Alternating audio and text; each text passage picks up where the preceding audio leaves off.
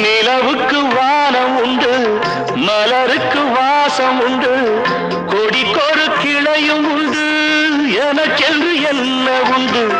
நிலவுக்கு வானம் உண்டு, மலருக்கு வாசம் உண்டு, கொடிக்கொரு கிளையும் உண்டு, எனக்கென்று என்ன உண்டு? ஏன் படைத்தானோ இறைவனும் என்னை?